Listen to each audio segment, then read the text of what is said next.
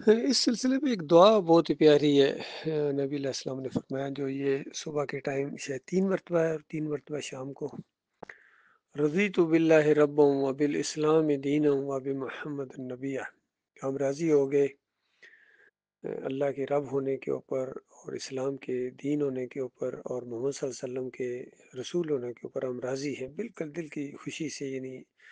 ایمان میں بالکل پکے ہیں، شرک نہیں ہے۔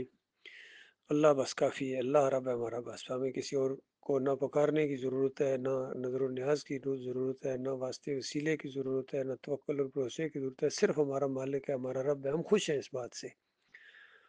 اور دین اسلام جو ایک ہی دین ہے اللہ کے ہاں، اللہ کا بنایا ہوا، اللہ کی فرما برداری والا دین۔ باقی اس کے مقابلے میں جتنے دین ہیں وہ شیطانی ہیں، چاہے یہودیت ہو، عیسائیت ہو، یا آج کی عیسائیت یعنی بریلویت ہو، دیوبندیت ہو، اہل حدیثیت ہو، سلفیت ہو، جتنے بھی یہ ہیں، چاہے عربی ہوں یا اجمی ہوں، ان کے اپنے بنائے ہوئے دین ہیں، صوفیوں کا اپنا دین ہے، ہر ایک کا اپنا دین ہے۔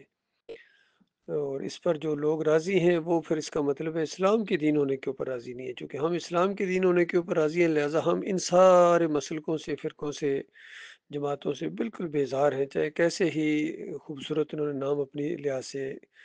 رکھے ہوں۔ اللہ سے رکھا ہوا جو اللہ کا رکھا نام مسلم ہے، اس سے زیادہ خوبصورت نہیں ہو سکتا ہے، ان کے اپنے نام ہیں۔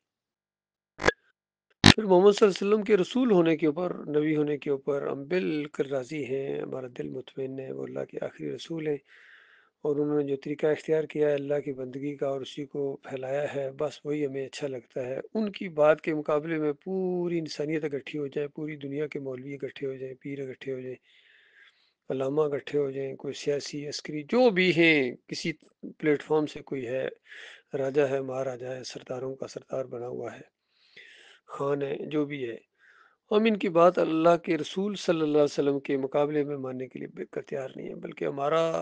ذہن تو یہ ہے، ہماری کوشش یہ ہے، خواہش یہ ہے کہ ایسی ہر زبان جو اللہ اور اللہ کے رسول کے خلاف کوئی